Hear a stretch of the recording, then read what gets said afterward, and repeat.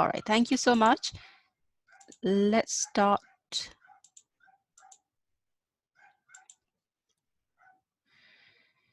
Okay, right. So today is our third session, and thank you so much for everyone who submitted their answers for the last week session questions. I hope whatever we covered in session 1 and session 2 is clear, because that's very, very important for today's session and also for future sessions as well. Everyone who has joined us today for the first time, let me know if you had any issues with the session 1 and session 2 slides, which are already in the file section of the group.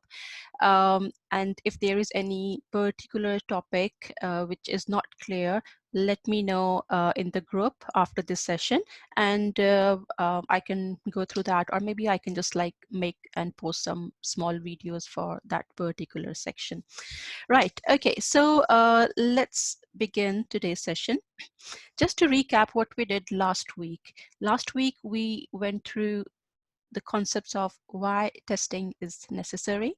And also we went through 7 testing principles in detail. These testing principles are very, very important for the future course. So you will see it while we progress with the syllabus. Right, so the first module, fundamentals of testing, we have already covered the first 3 parts. And today we'll be covering test process. I was planning to finish the entire fundamentals of testing today, but while I was compiling the notes, I just realized that this topic, test process, is very important, and we need to go through it in detail, and that's why I think today we will focus only on this part, so that we can ensure that you all are clear of this concept. Right, okay, so I am recording my session, but unfortunately last 2 sessions there were some issues while I was saving it. I think you all can also record the session. If yes, then please do so, because today's session, more than slides, more important would be what we will discuss about those slides, because whatever will be the slides, most of the stuff you can find in the syllabus of ISTQB as well. So it's more important that what we will discuss as part of those points. So yes, if possible, please record the session. I'm trying as well. So I hope that, yes, third time we are lucky and we'll get the recording after this. Right, okay. So what will be the learning objectives for today's session? Will be explain the impact of context on the test, describe the activities and respective tasks within the test process, differentiate the work products that support the test process, explain the value of maintaining traceability between the test basis and the test work products. So we will discuss all these 4 sections in detail today. The first one, test process in context. So there are different different types of context in which testing is done, and based on the context, the process of testing is different for everything. So there are now few points which are listed over here, based on which the test process the factors which actually affect the test process. The first one is the software development lifecycle model and project methodologies being used. Okay, so now in this point, there are 2 key terms which we need to understand, and also like what's the difference between them. So one is the SDLC model. So what's the model? And then we'll come to the methodologies. So when we talk about model, it can be like, I have just stated one example. It can be like iterative model. It can be V model, waterfall model. The model actually states that there is already a model which might be industry standard or which is already being used. And we can tell that, yes, in our SDLC, we are using this model, this specific model. Then come the project methodologies. Okay, we have defined the model. We are using, let's say, we model, but what kind of methodology we will be using for that model? Methodology, as the name says, comes from methods. That yes, how we will implement that model. So the model would be more of like an industry standard, but the way we will implement that will be based on different methodologies, means different methods. One I have listed, agile methodology. So agile means like okay, we will be doing a project in 2-week sprints, or if we are using Scrum, or we can use Kanban. So I think anyone who is already using agile methodology will be very familiar with these concepts. If you're not working right now, or if you haven't worked on any agile projects, so don't worry about these concepts. Is just to explain that yes, agile methodology is one of the methods to implement the model in your software development lifecycle. Right. Next one is test levels and test types being considered.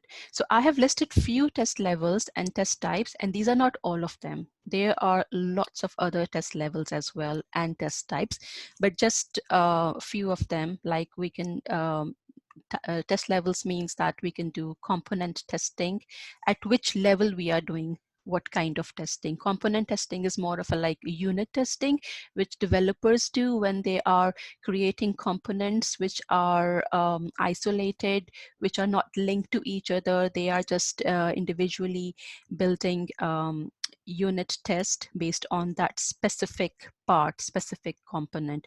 Then there is integration testing, where we integrate different components, and integration testing is done at that point. Then system testing. System testing is more of a like a functional testing, which where we test the system. And then the acceptance testing, which is more of at the end, when anyone who is doing the user acceptance testing says that, oh yeah, this is what I was expecting, and that's why the acceptance testing has passed. So don't worry about the details of these, because in further topics we will, not today, but yes, I think in the 4th or 5th module, we will discuss all of these in much detail. So don't worry if these type of testings or levels of testings are new for you. Test types will be including functional testing, non-functional testing, white box testing, change-related testing. So these are not, as I said, that these are not all types of testing. There are many other kinds of testings as well. These are just few of them which I have listed. And functional testing can be whatever the functionalities are identified in the system, we create test cases for them, and then we run those test cases. Non-functional testing is more of a, like a performance testing, where we check that we check more for like the desktop. Desktop can be done as well, or the web related testing, where we check that how much load a website can bear. Then white box testing can be more of like going through the code, reviewing the code. Change related testing, that yes, there was any change in the system, and then how that change would have impacted the system, and then the testing has been done. So it's just to give you an example of that, yes, this is the test levels and test types are also part of the test process. Moving to the third one, product and project risks. So what are product risk and project risk? So product risk is something like, let's say, the possibility that the software or system may fail to satisfy a customer expectation. And project risk, situation which may or may not happen and cause delay in the project timelines. Okay, so the reason of mentioning this in the test process is that it depends that what kind of product or project we are testing, because each product will have their own risks. For example, if we are testing a mobile app, a shopping app, and there is some issue in the calculation, yes, it's a huge risk. But on the other hand, if there is an automotive, there's a car's automation software, that risk will be higher than the shopping app, because of course in that case there's a threat to life, so that would be of higher risk. So that's why it depends on the type of project and the product which we are doing, which we are working on, and based on that their risks are identified. The risk would be totally different for depending on the type of the project. So product risk, just to understand these terms separately. Product risk, as we say, the possibility that software or system may fail to satisfy customer expectations.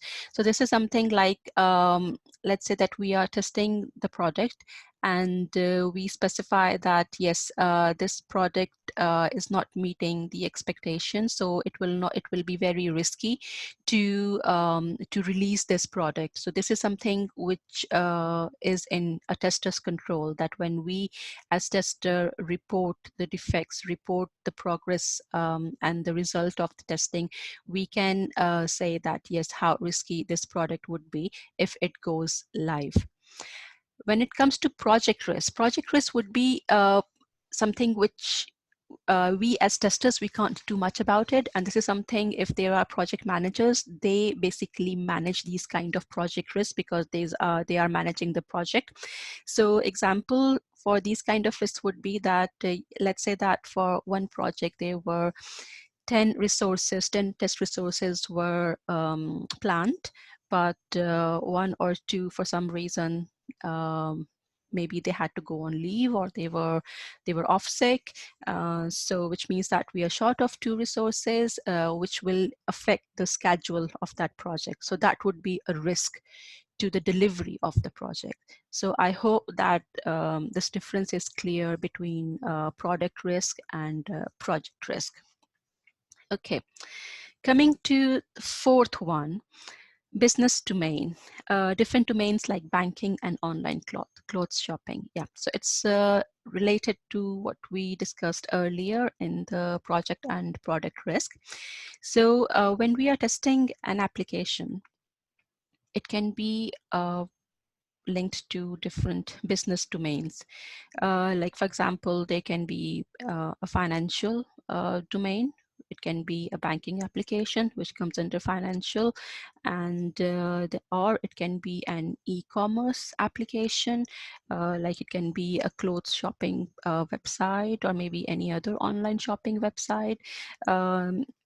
So similarly, the test process which we define, it is impacted by what kind of domain we are testing.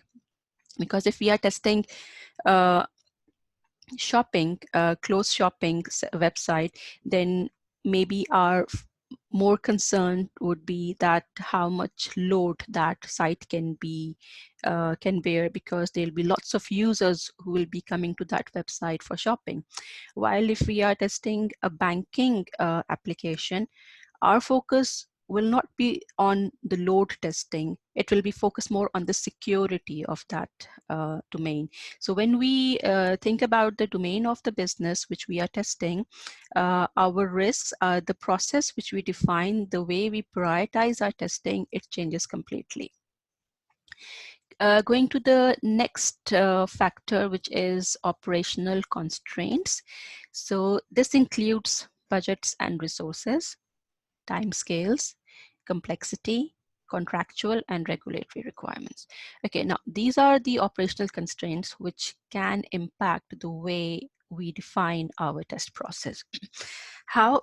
Because let's say if we don't have any kind of time limitation, then of course maybe we will try to do as much of testing as possible, so that we are sure that the quality of the release product is high. But unfortunately, it doesn't happen in the real world.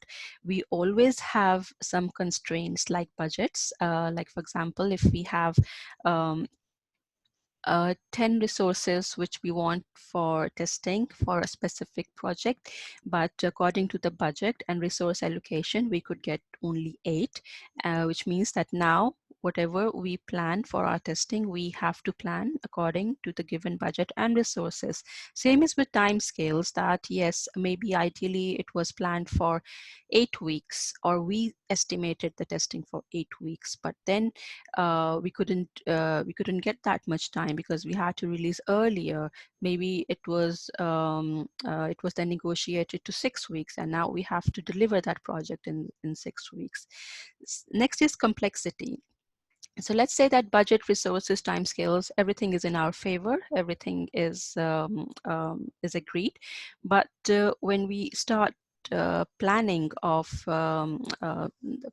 testing, and we move towards like design phase and implementation phase, which we will discuss later today, then we identify that this project, the functionality is quite complex. It was not that easy as we saw in the beginning, and as we proceeded further in the project, we dig deeper. We realized that it's very complex, and we might need more knowledge, more time, more exposure to the software to understand it in a better way. So this will come under the operational constraint as well. The last one is contractual and regulatory requirements. So sometimes if you are working on a project which, sorry, a regulatory project which has a specific deadline. So it's not a company deadline, it is a government deadline, that regulatory requirement. For example, if there is a change in the way a specific organization, specific domain is working, and the government says that, okay, that all the companies need to implement these changes till next month, this specific date of next month, then the companies don't have any choice. They have to make sure that that project is completed and delivered within those timelines. The same, and of course, when we talk about the project, testing is part of that. So testing needs to take care of these kind of constraints as well while planning the test process. Next one is organizational policies and practices. So it includes the development model and test strategy. So development model and test strategy, it affects each other in bi-directional ways. So development model can be maybe like they want to use maybe DevOps, or maybe they want to just do it in a traditional way. So what kind of model the development team wants to adapt will impact the way we will plan our test strategy. So these are the two things which does impact each other. So test strategy is a document usually where we document, but of course we plan as well, that in this organization, based on the policies and procedures, what kind of testing we are doing, what will be the exit criteria, etc. So we will cover this more in the test planning session today. Right, so the last one is required internal and external standards, standards of several industries. Okay, so now sometimes we are working on specific products which require the approval of certain standards. Like for example, if we are doing any security testing of any secure product, and we say that we need to be compliant with that specific industry, then I think it's ISO 14001, which is the security standard. So if we say that, yeah, our company or our products are compliant by ISO 14001, actually, I'm not sure it's 14,000. I think it's 27,001. Sorry, I think I'm mixing both of them. I think it's 27,001. So whatever the standard is, we have to make sure that our testing is covering all the things which are required by that standard. So we are not then testing only by the internal given requirements. We are also testing it against the requirements which are part of that industry standard. Right. Okay. So before we proceed further, let's see if there are any questions. If you have any question, just write it in Q&A so that we can go through that first. Okay, so there is no question. So I think everyone is happy with this so far. Let's proceed. Okay, so the next is organize. Okay, there is a question. Do we have to remember the ISO standard numbers? Sujan, that's a good question. No, we don't have to remember the ISO standard numbers. It's just that it depends like what you are testing and what standards the company you are working in are being followed. So let's say if you are working in a specific industry, where they are certified to any industry standard, then yes, you will remember that, because it will not be that there'll be a list of the ISO standards and numbers. You don't have to remember that. And it's just like maybe a couple of things as part of this one ISTQB certification. You might have to remember a couple of processes, which may be like one or two. Like for example, now we are talking about test process, and in test process there is one standard which is ISO /IEEE. It's 29119/2. This is mentioned in the syllabus as well. And maybe there'll be a couple more standards which might come in the test. If we talk about only the ISTQB certification, then maybe one or two standards which might come. So you can just remember them. One is for the test process and one is for test documentation. I don't think there are more standards. So these will be only two, which I think the more you will revise, you will actually remember that. But the example which I gave about like the practical industries, you don't need to memorize those at all. So I hope that's clear.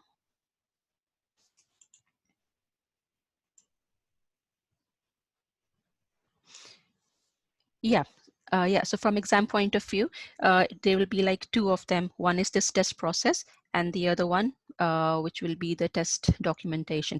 And further in the syllabus, if we see any more, then we will see. But for now, I can say it's only two of them. So that would be easy to remember. Okay, so when we talk about the organizational test processes, then we have these three major sections, which are test activities and tasks, which we will do that, okay, in the test process, which activities and tasks we perform. Then we will talk about test work products. Test work products are mostly like the outputs, which we will discuss. And the third and last one is the traceability between the test basis and the work products. So we will discuss that as well. So test basis is basically the requirements. So let's do the first one. When we, okay, so as part of the test process, there are lots of activities and tasks which are part of that test process. As we saw in this slide, that test activities and tasks is a part of test process, and now we will discuss them in detail. And the first activity is the test planning.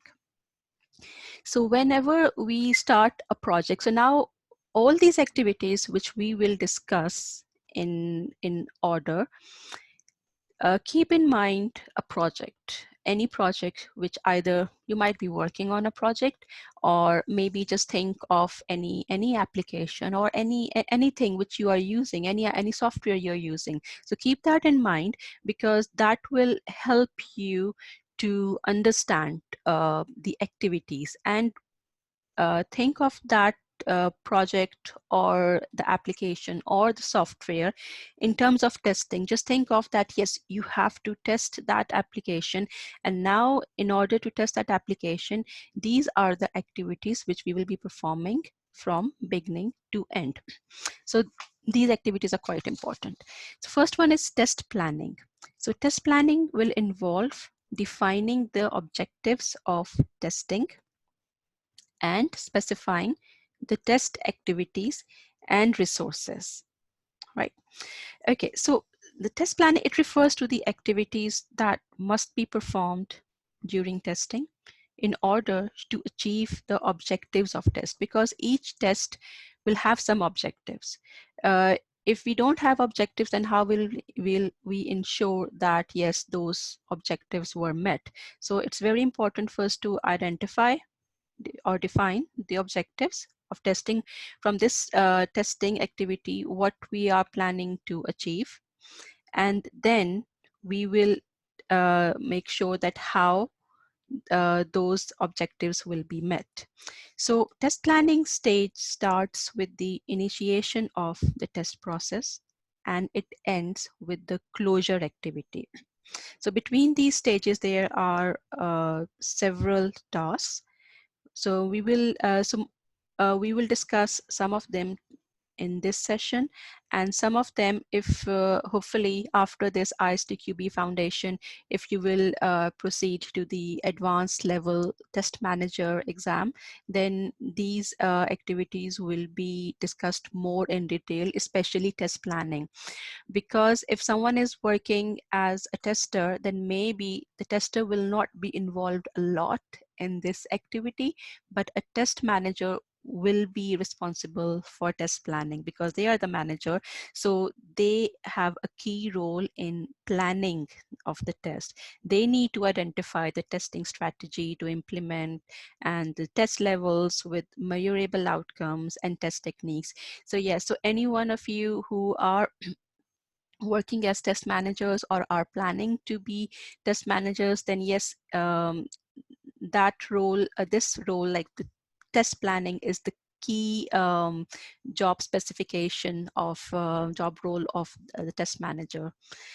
So I hope that once you clear this ISTQB foundation certification, and if you're planning to go to like that route of management, then yes, if you will learn this in more detail in that syllabus. Right.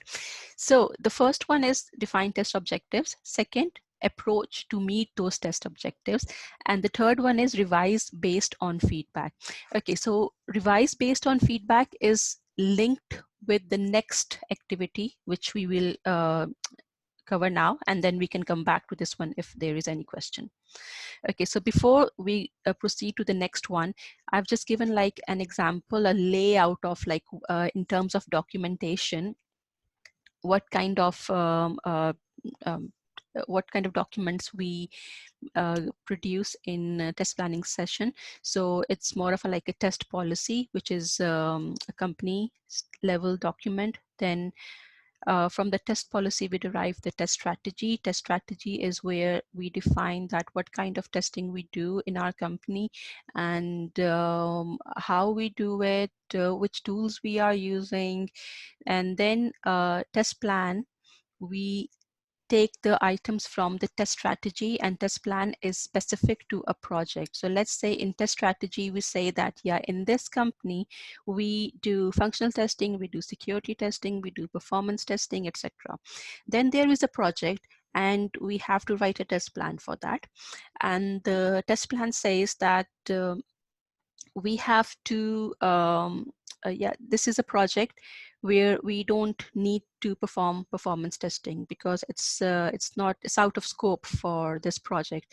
So yeah, so we will say that the items which are out of scope from the test strategy document, we will mention that as well in the test plan. And test plan can be a high level test plan as well, or and then we further split it into further component level testing as well, which can be level test plan, but mostly it's only test plan and everything is merged into that. But it depends on the company. Some companies, they want to do level test plans as well. But with the agile model, usually there is not a lot of time to do all those kind of further documentations. So mostly either it's done in a very brief document, or test management tools are used, which acts as a test plan as well. And I've mentioned another standard over here, IEEE 829. So this is basically the documentation standard which is being used. Right, okay.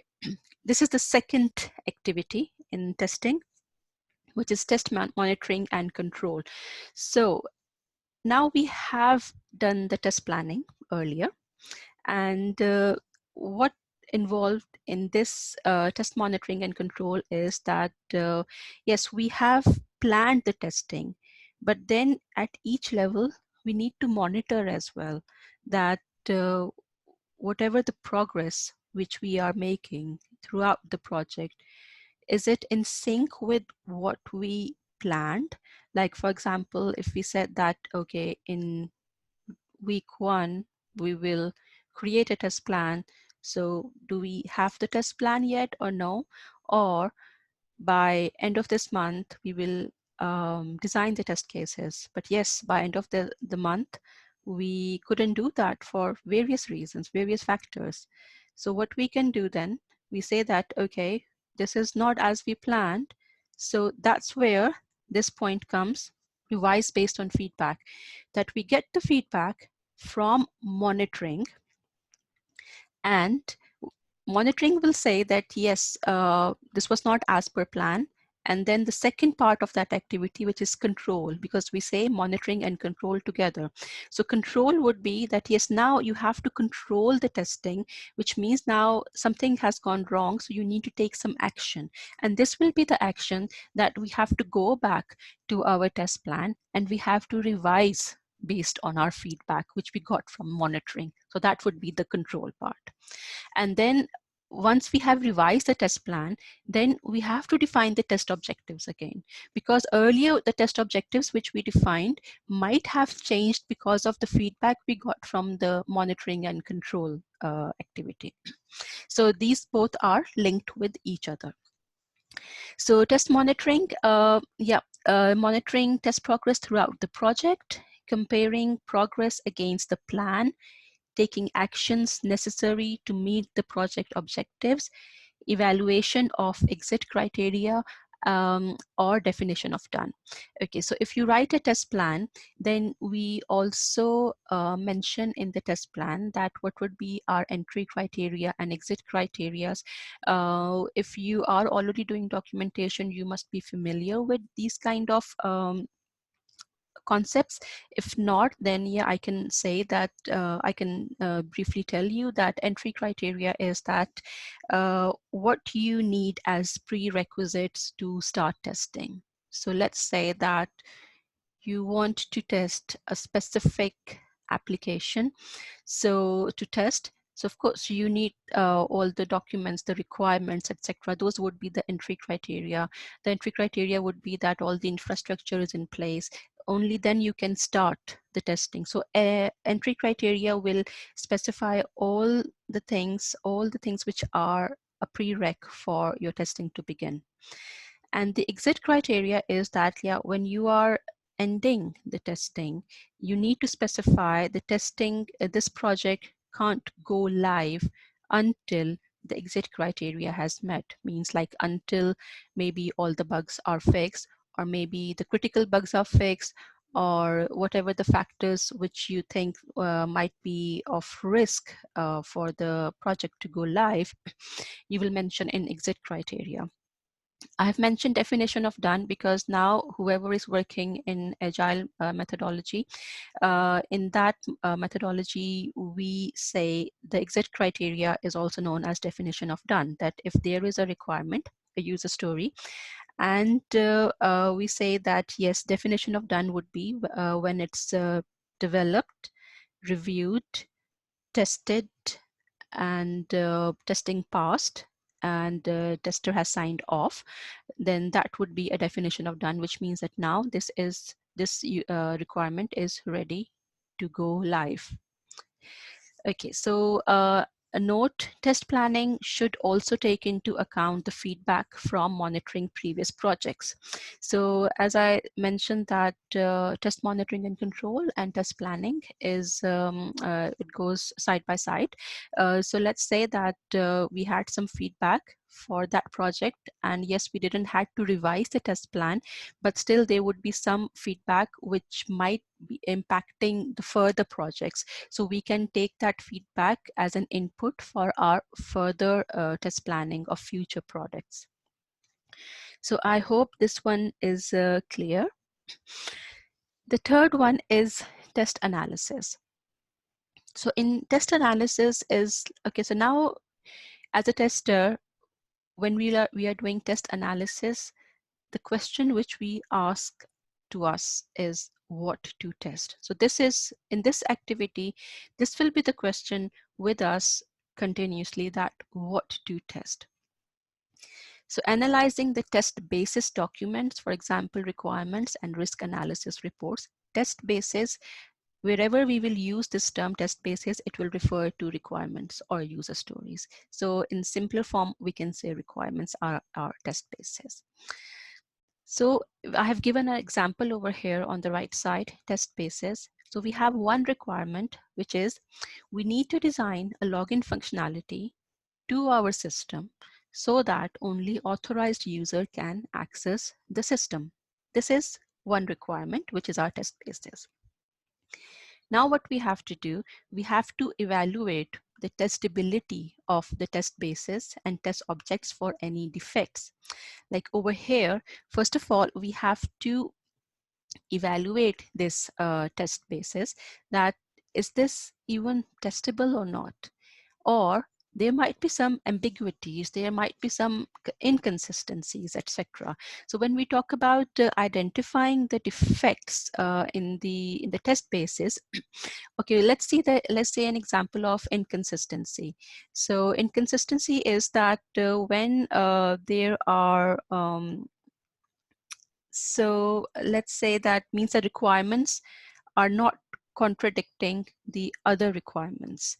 So for example, if there is one requirement which says that all the submit buttons in the application should be blue, and then there's another requirement and it says that, oh, on a specific page, submit button should be green. So there is an inconsistency in the requirements. Means there is a defect which you have identified while analyzing the requirements. So you'll go back to the one who gave the requirements. It can be a client, it can be a stakeholder in your organization. So you can go back to them and you can identify that yes, these requirements are contradicting each other. So only one of them can be correct. So we can identify the defect and get that corrected. The same one is with the ambiguity as well, that maybe a requirement is not clear, or maybe there is a term defined, it's not defined, but maybe used in the requirement, which can be understood differently by different users. So for those kind of ambiguous requirements, it would be good if there is like any definition of terms, or maybe it's specified in the description of that requirement or in the acceptance criteria, etc., so that it's clear. So last session, we covered that the defects that track back to requirements are the most expensive ones to fix. So that's why it's really, really important to analyze the requirements and check for any kind of defects. Right. Okay, so we have analyzed the test basis document. We have evaluated for any kind of defects. Next, what we will do, we will identify testable features. So from this test requirement, which we just discussed, we can identify a testable feature, which will be that only authorized users can access the system. So this will be a feature which we can test from this requirement. Next step would be to define the test conditions.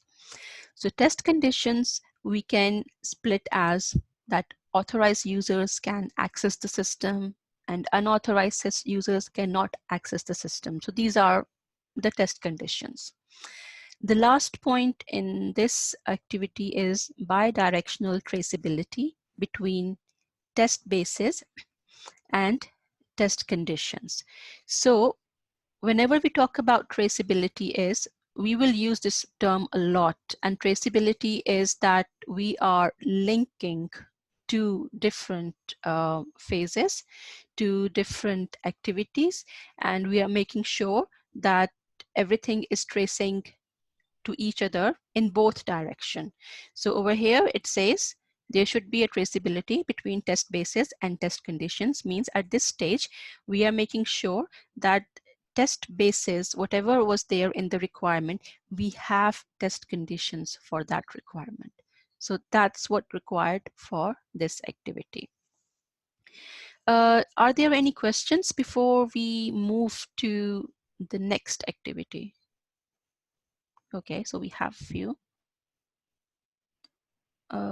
Okay, no, that's the old one. All right. Okay, so if there is any other question, so whenever you have any question, please just post it and we can cover it from time to time. Right. Okay, then we can move to the next activity, which is test design. So in the previous activity, test analysis, the main question in our mind was what to test. We have done that. And now in test design, the question we will ask is how to test that. So we have identified what we will test, but now we have to define how we will test it. So we will take the same example of the test basis, which we did over here. So we identified the test conditions. So now based on these test conditions, we can come up with test cases. So the test case one can be go to login page, enter username, test, enter this password, click login button, user should be able to log in. And the same is for like a negative test case as well. So this is where when we are designing our test, so we can define the test cases, we can design the test cases over here. Right. Okay, so from this example, we have right now only 2 test cases, but in actual project which you will work on, we will have lots of test cases, and sometimes we will have to prioritize the test cases. And that's what it says, identify and prioritized test conditions. That yes, you have identified, but now maybe you have to prioritize as well that which ones you want to test first. And this is what we covered in one of the testing principle in last session as well, if you remember, that the prioritization is very important, because we learned that exhaustive testing is impossible. So that's why, based on the risks and the importance of that functionality, we need to prioritize the test. So we assign the test cases a specific priority. So most of the tools, if you're using any tool, so usually the tools have a section of priority as well, that okay, what will be the priority of this test case? And then when you are running the test case, it's easy for you to sort out in that way. If you're doing it manually, then you can just like agree on a number that maybe priority number 1, the very high one, 2 can be medium, 3 can be low. So this is something which can be done in different ways. Okay, so second one is linked to that as well, designing and prioritizing high-level test cases. That yes, we are designing the test cases. Then identifying any necessary test data. Okay, so when you are working on a test case, you also need some test data. Like for example, the username over here. All right, over here, just one thing which is very, very important to understand the difference.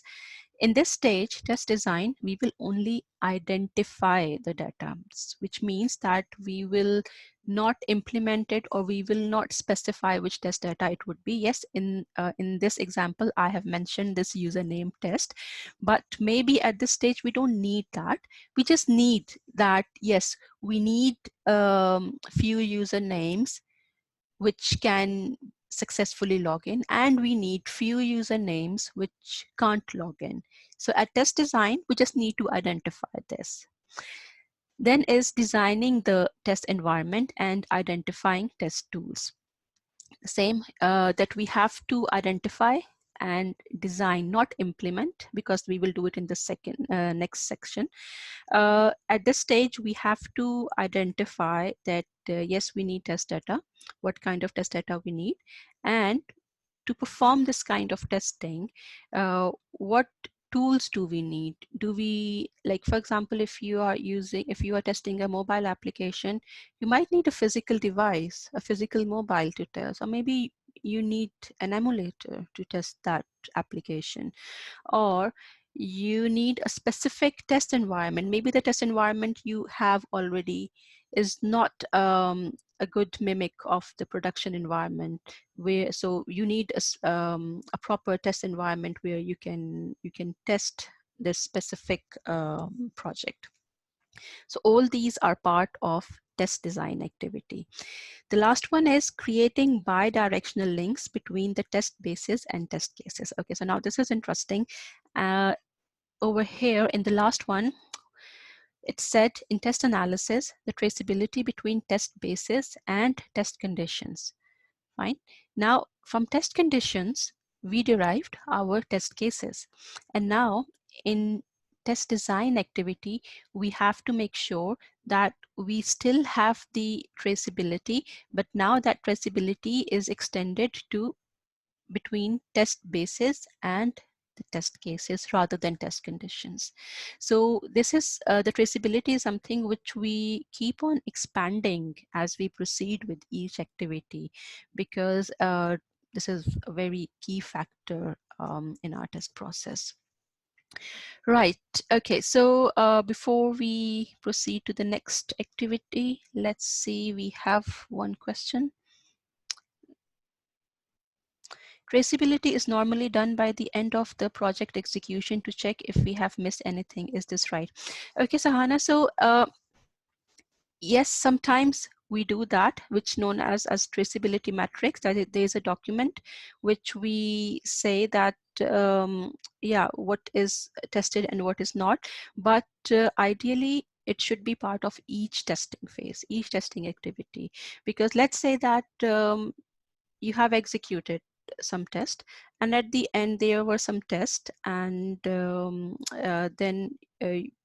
or maybe there was some testing was missing, and there was an issue in production, and later on you can identify that, oh yeah, there was part of the requirement for which I forgot to write the test cases. So of course that would be a very, very expensive fix, and also because the code is already in production, that that wouldn't be nice at all. So that's why traceability is something, it's easier to manage and maintain if we are expanding it gradually as part of each activity. If we will leave it till the end, then I don't see that there'll be a lot of uh, uses we will get out of that. So yeah, ideally we should track it as we go forward with each activity. So I hope that answer your question. Right, okay, so let's move to the next one, which is test implementation. So in test design, we said how to test. In test implementation, now we will say that do we have everything in place to run the test? So by this stage, we have identified the test cases, we have identified our test data, we have identified what tools we need, what environment we need, and now in implementation stage, we want to make sure that we have everything in place to run the test. So this is the place where we will develop and we'll prioritize the test procedures.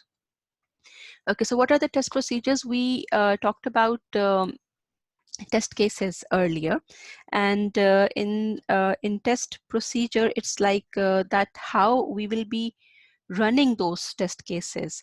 We can define a procedure that maybe in first iteration we want to run these tests, second we want to do these kind of tests, or how we want to split them.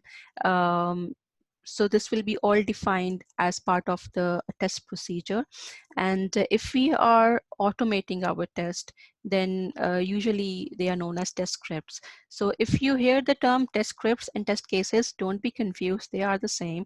It's just that when we are automating it, because we are writing the scripts, a coding language, encoding language to write those tests, so those are known as test scripts. But if you are running it manually, it's the same as test cases. Okay.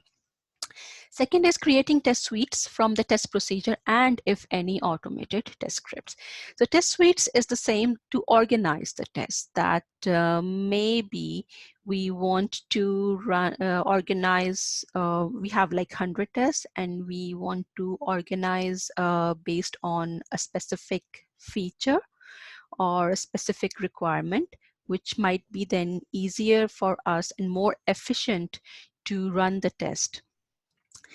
The third one is arranging the test suites within a test execution schedule in a way that results in efficient test execution. Okay, so after test implementation, the next stage would be where we will execute our test. So over here, it's very imperative that we arrange our test suites in such a way that it gives us efficient test execution. So for example, like if the first test fails, then the rest should not fail. So we need to organize our test suites in a such a way. Second, the fourth one is building the test environment. So in the last one, we read that we have to identify the test environment. And the same is with test data as well, which is the next one. So in this phase, the implementation phase, we build the test environment or whatever the tool you need. We need to make sure that now we have that. Because the coming activity would be where we have to perform that testing. So it's very important that we build the test environment and we prepare the test data in this activity. The last one is verifying, updating traceability links between the test bases, test condition, test cases, test procedures, and test suites. So have you seen that, like now in the traceability metrics, how the scope of that has expanded? So we started here with test bases and test conditions. Then it was between test bases and test cases. And now it is between all these stages, the test bases, conditions, cases, procedures, test suites. So now we need to make sure that, yes, as we are going in a different stage, like different from condition to cases to procedures to test suites, we are not missing something. We are not missing any requirement or any test case, etc. So that's why now we are expanding the scope of our traceability link.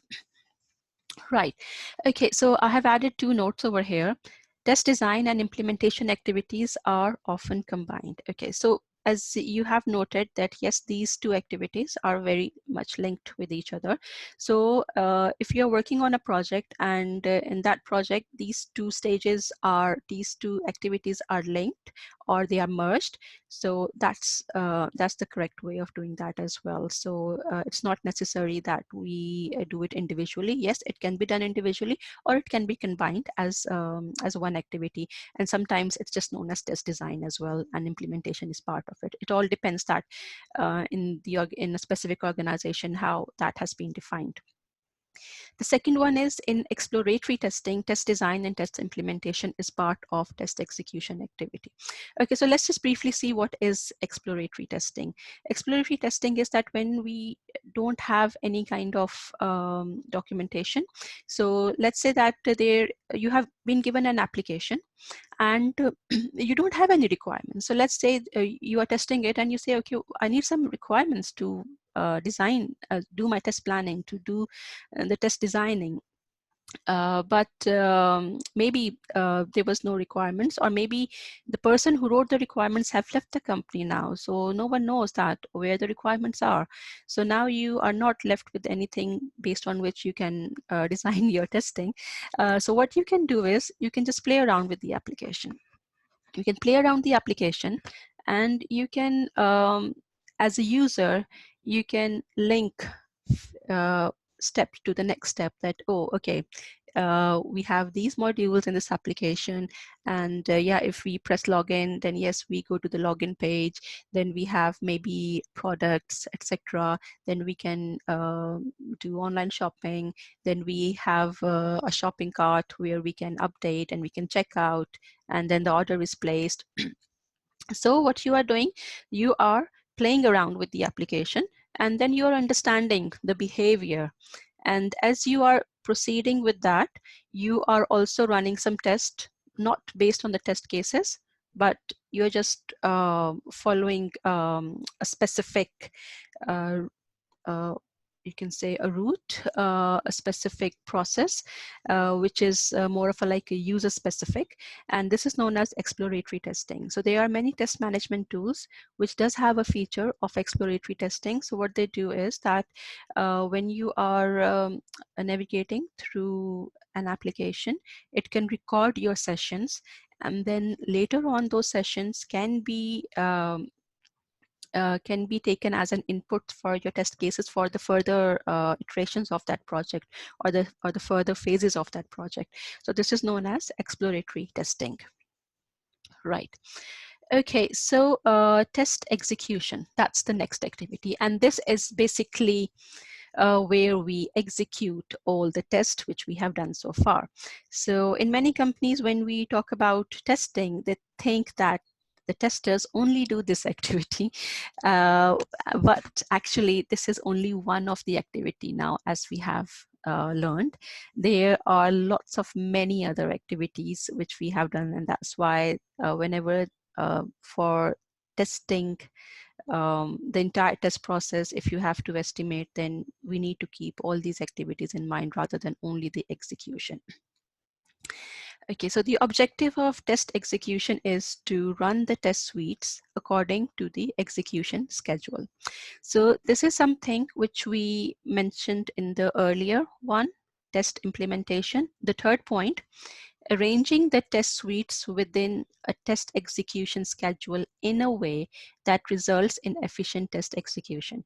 So we have already arranged the test suites according to a test execution schedule as part of test implementation activity. In test execution, now we are running those tests based on the schedule which we have already defined.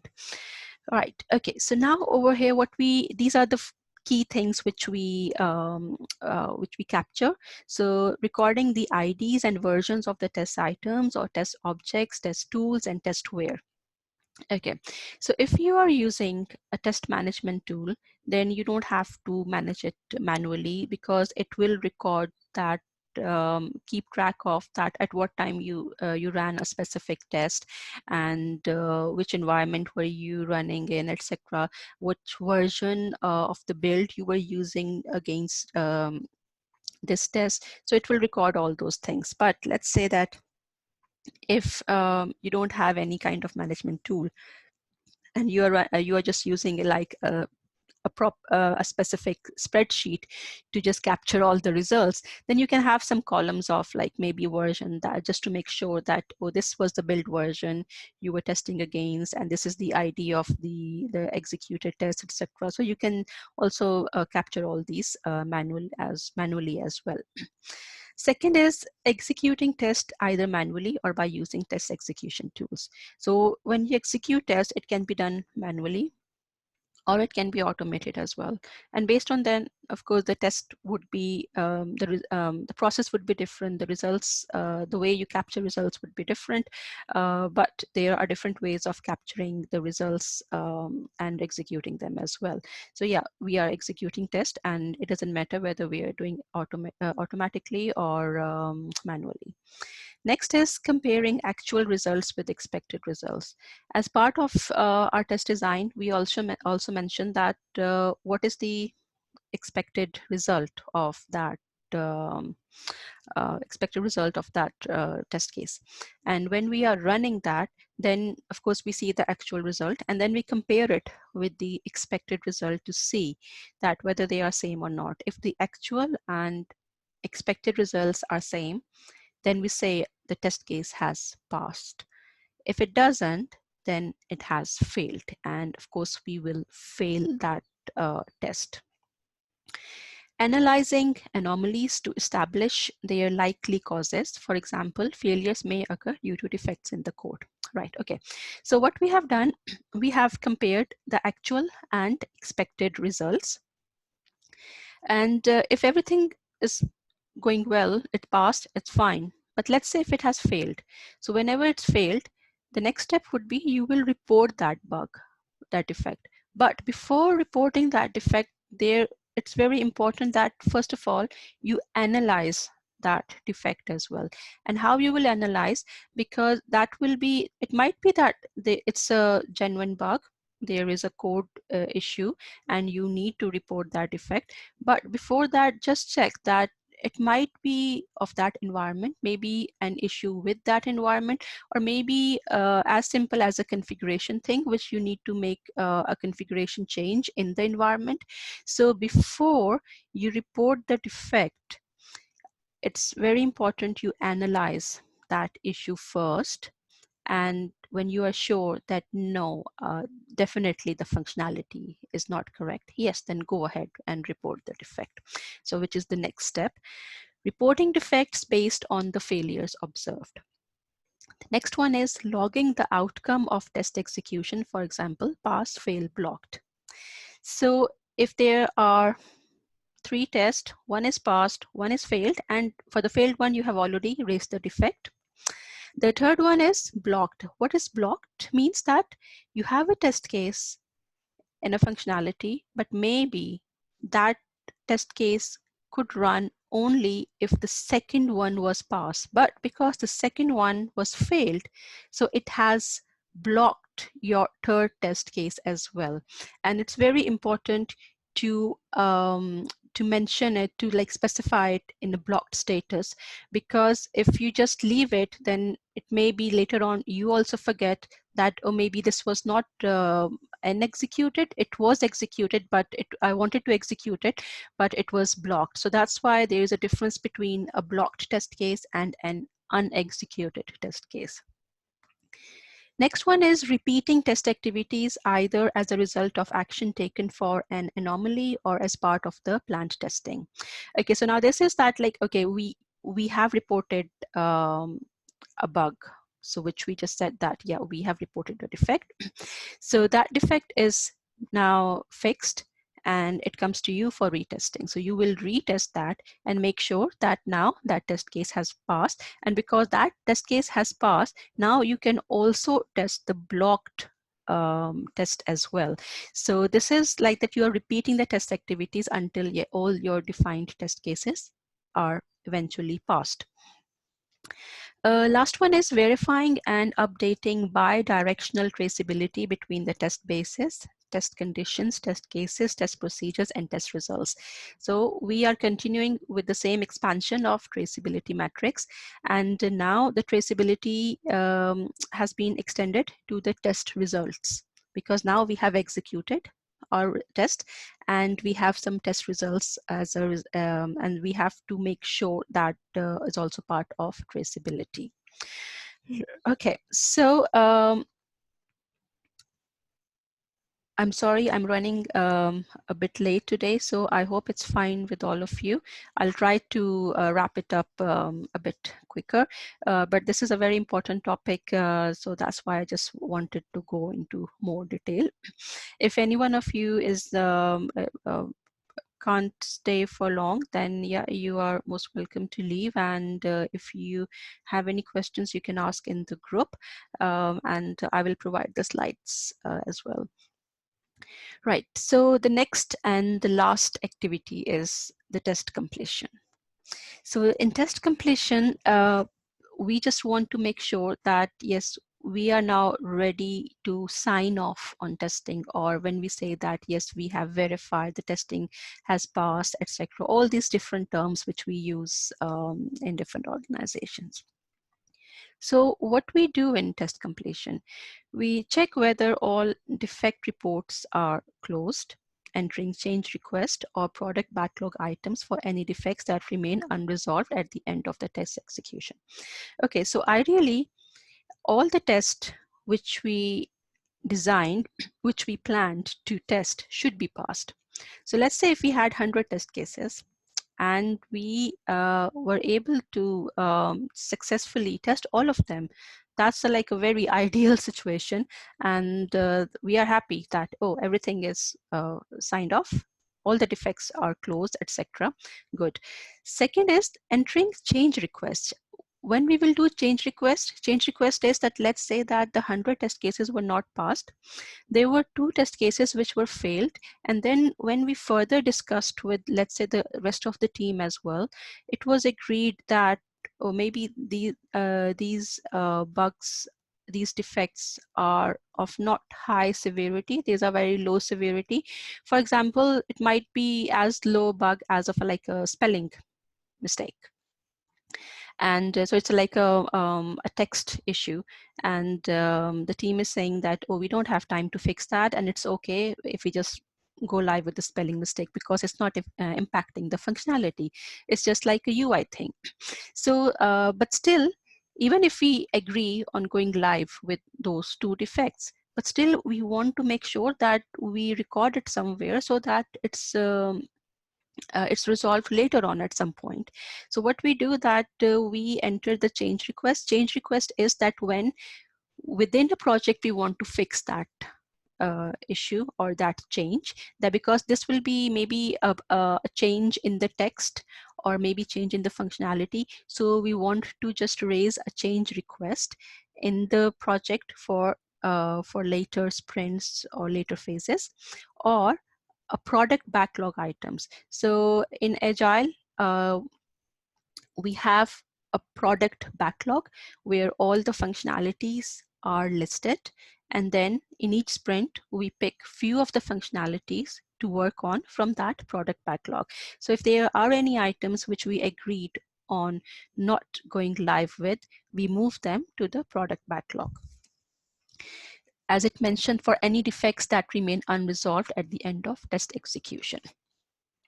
Next one is creating a test summary report to be communicated to stakeholders. Right. So at the end, of course, we have to, throughout the testing as well, it depends like how long your testing is. If it's, let's say, the entire project is for a month or 2 months, you are doing lots of test progress reports, maybe daily report, maybe weekly report, bi-weekly report. But at the end, you have to do a test summary report, which would be like a kind of final test sign-off report as well, to just mention that, yes, now we have completed our testing and these are our findings. Next is finalizing and archiving the test environment, the test data, the test infrastructure, and other testware for later reuse. So let's say that you have now tested a specific version of a product. So you want to make sure that you have the backup of that version, because later on, if there were any issues reported by users, you can always go back to that backup of that version and you can see that, oh, we had this issue in this version. Because by the time maybe you have to go back, there are further versions which have maybe which were deployed later on, and if you don't keep the backup, then that might be an issue to reproduce that issue, the later issue. And the same is with the test environment as well, that maybe you set up a specific test environment or specific test data for this test. So you want to make sure that, yes, you have taken backup of all those things so that in later projects or later phases when you need them, you always have a copy of that. So you're not losing that and you don't have to do it all over again. Second is, the fourth one is handling over the testware to the maintenance team, other project teams, and other stakeholders who could benefit from its use. So the same is linked to the third one, that if there is anything in base as part of documentation that, okay, we have taken backup of this data and it's stored over here. So later on, if any stakeholder wants to access that, they can go to this shared location and can find this this information over there. So all these kind of handing over. Then the next one is analyzing lessons learned from the completed test activities to determine changes needed for future iterations, releases, and projects. So whenever we complete a project, especially from testing perspective, sometimes because we are in the flow of testing, and because they are not some key changes required for that project, it's fine, we can let them go. But we do learn lessons, and we do find few gaps while we have been testing that, and we need to document those lessons so that when we are working on the next phase or a next project, then we make sure that we are taking care of those issues from the beginning. And that's how we keep on improving our test, the maturity of test process as well, which is the last point. So now this is the end of all activities. Before we go further, do we have any question? No. Okay. Right. Okay. So this was the key part of today's session of all the activities. So I will request all of you to go through all these activities, please, once again, because these are very important ones. Okay. So the next section, which still is related to the test activities, is the test work products. So now we have gone through different activities of a test process, and at each activity level we have few work products. Work products means like the outputs of that activity, so which we will go through now. So test work products are outputs of test activities. We have a standard for test work products, which is this. So yeah, earlier we did another ISO IEEE, it was 29119-2, which was for the test process, and now this is for test work products. And this standard, basically, it provides the template, but actual implementation depends on the products and organization. So whenever there are any standards, there are some key items which they want to be implemented, but it depends on the project, it depends on the organization how they want to implement it. So every one will be doing it separately. Like for example, if we have to write an essay on one topic, and we are given few guidelines that, oh, this is the topic, you all have to write the essay, you have to write in 3 paragraphs, starting the middle section at the and the conclusion, then yes, we have to follow that template. But yeah, everyone's essay would be different for the same topic. So it's the same thing, that yes, we will be following this as a guideline, but we will implement it in different way.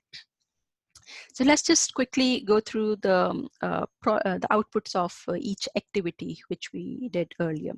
So the test planning work products would be including test plans. It can be one test plan, it can be multiple test plans as well. And the test plan will have a lot of info, like what will be the scope of the test, and it will include the exit criteria, it will include the traceability information as well, it will also include the entry criteria or the risks, etc. Everything would be part of the test plan.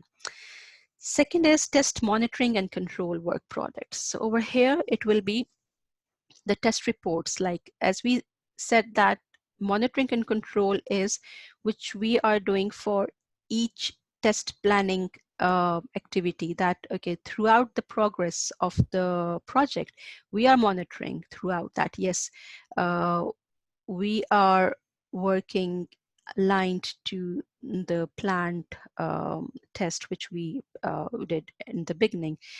So we can do lots of test progress reports or the test summary report, which is at the end of the project.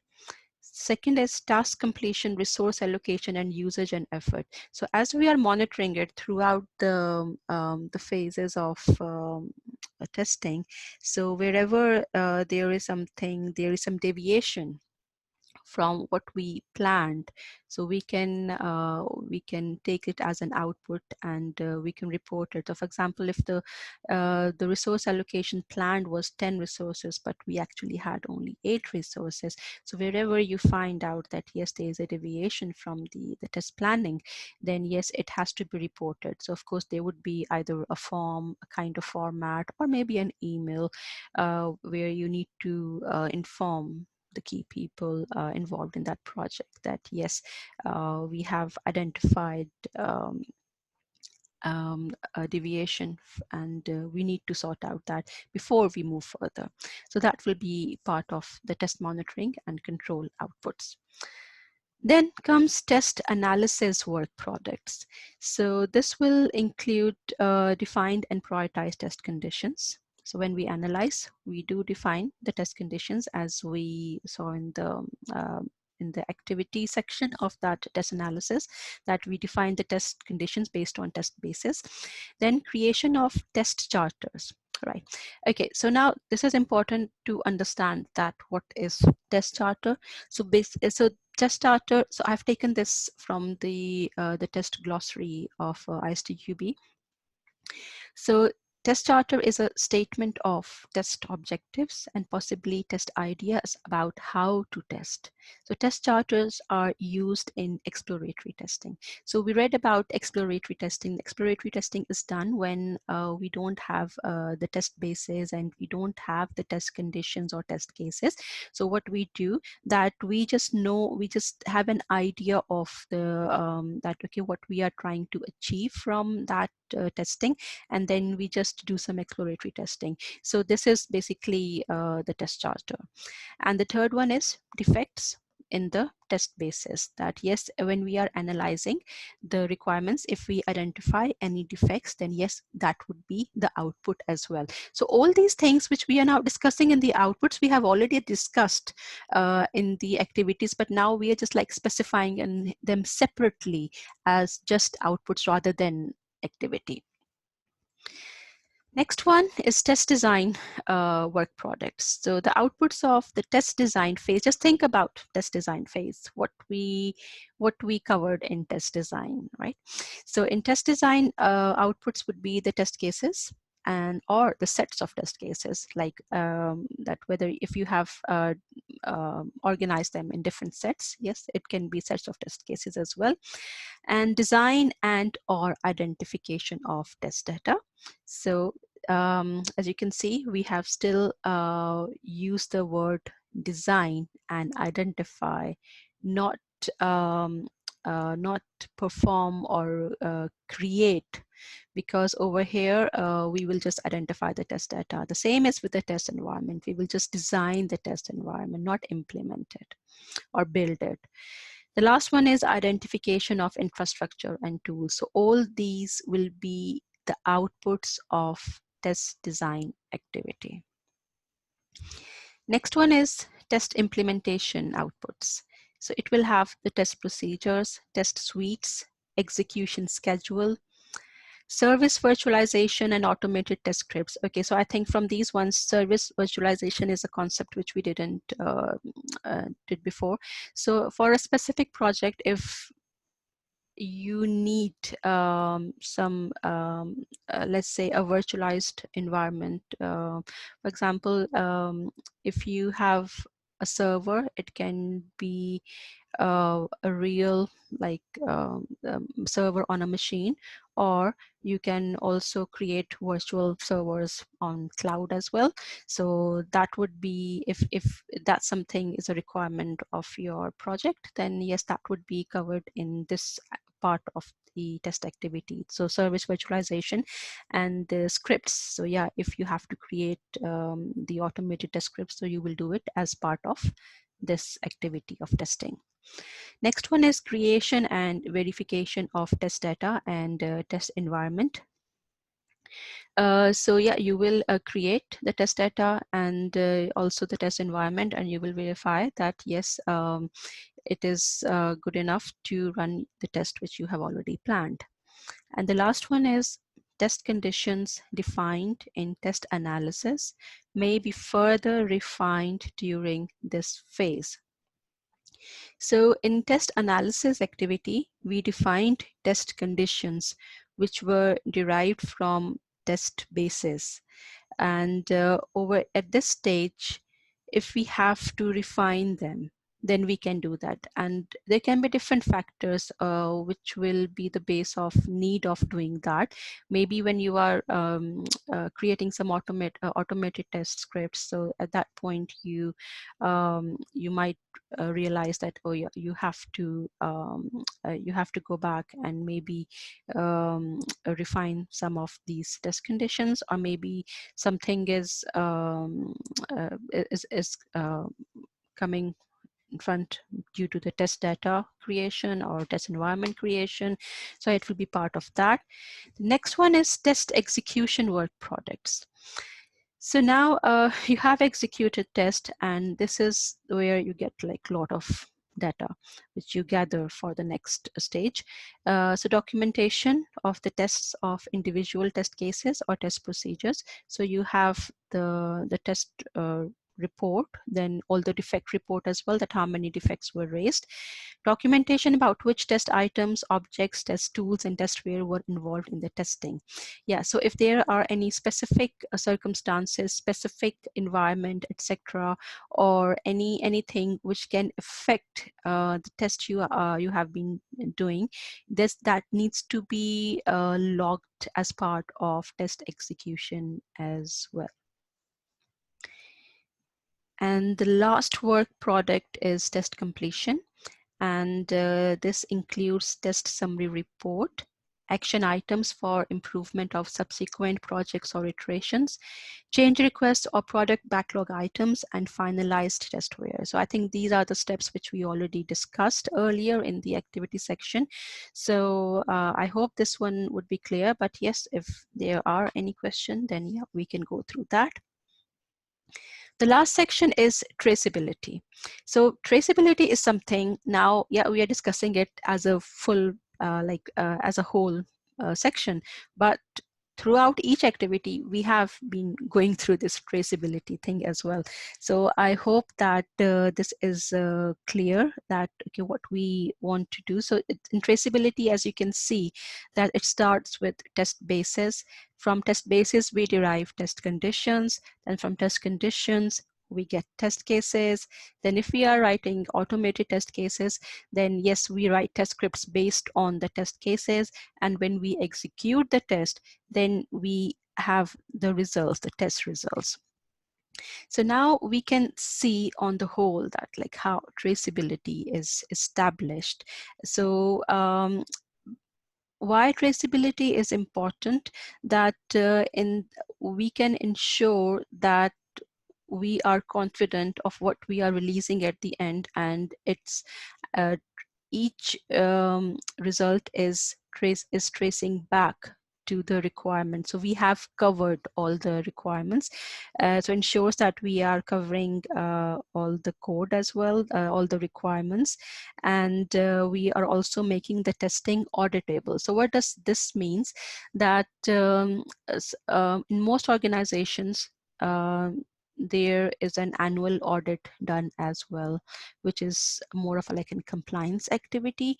And there are some external auditors which come to a company and they can ask for any logs. Like for example, they can maybe come to you because you were testing a product, and they can ask you that, okay, so this is the requirement. Can you please show me the evidence of you tested this requirement? So yes, if you have the traceability matrix, you can open that, you can spot out that requirement, and you can see that yes, you can, these were the test cases were written based on this requirement, and this was the execution results or the history. So you can show the log. So that would be an evidence for your audit activity as well. So it's not only documentation for the further projects, it will be a good evidence for the audits as well. and there can be any kind of the government or the governance criteria as well. So to meet all those, we need to have the traceability. And also it's important for stakeholders as well, because stakeholders, they don't know that what's going on in development and in testing activity. So it's important to tell them as well, that so that they can understand, they can also see that yeah, all the requirements were tested. And this is something which also helps us to assess the quality of the product and the processes which we are using. And then later on, then yeah, we can also improve the processes based on all this information, because if there are any gaps identified, then we can ensure that next time we are taking care of that. So there are different ways of managing the traceability. In few companies, if you're using a specific test management tool, it takes care of all that. So you don't have to do much for that, because if you have a requirement and you're writing test case against that, whenever you will run that test case, it will link the execution history with that, and also link all the defects. So you can trace all the everything with each other in bidirectional. But let's say if that's not possible, then you can also track it manually in a spreadsheet, and that would be good as well to for future users. Right. Okay. So yeah, that was all for today. I'm sorry it's quite late now, but yeah, I just wanted to make sure that everything is covered in detail. We will be doing an assignment. I will be sending you by tomorrow morning. So please try to do that. And of course, if you have any question, you can ask now. Or if you go through the material later on and something is not clear, please ask me either individually or in the group. Um, the benefit of asking in the group is that then yes, everyone gets to know that information as well. So that would be great. Let's see, what question do we have?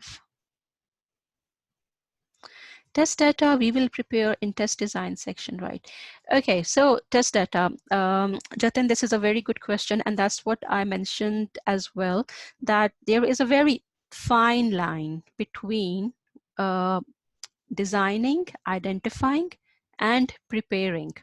So we design and identify test data in test design activity, but we prepare or implement it in the test implementation. So if we say it theoretically for the sake of this exam, then yes, there is a difference. But as we also mentioned that practically, if you are working right now, you might have noticed that test design and implementation are merged together. So if it's merged together, then you can say that yes, you are designing, identifying, and preparing it as part of test design. But I think for now, for this exam, it's very important that you understand the difference of in test design and test implementation, because it's very easy, but it can be tricky as well. If you see the questions, most of the tricky questions, if you understand them, and if it's more of like very fine line between the terminologies that what you use. Sometimes in our day-to-day life, we don't see a lot of difference between identifying and preparing test data. But yes, now over here for this certification exam, there are two activities defined, and yes, we have to ensure that what's the difference between these two activities. So yeah, so these are different. So when you will go through the slides and the presentation again, so I hope that will clarify this difference. Is it clear now?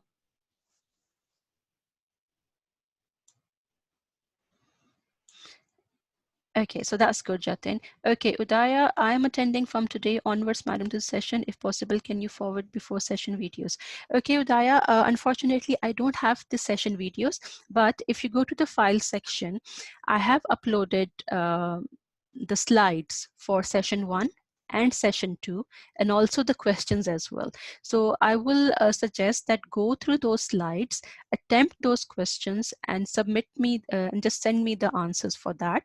And if you have any confusion, something which is not clear in session 1 and session 2, let me know or ask in the group. Someone else can help you as well. So I think we should encourage each other to ask questions in the group, because it will also help someone to clear the concept. And also, I think when we are discussing it with someone else, our own concepts get more clearer as well. So I think it will help everyone.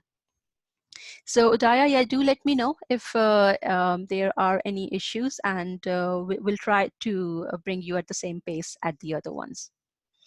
Right, okay, is there any other question?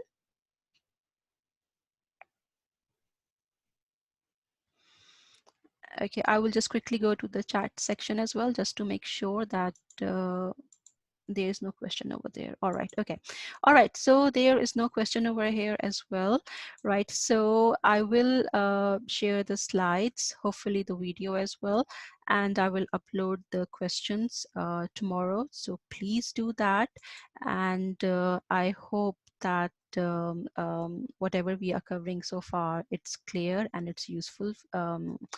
And I hope this will help you to pass your exam. So yeah, thank you so much, and I will speak to you then next week. Take care of yourself. Bye.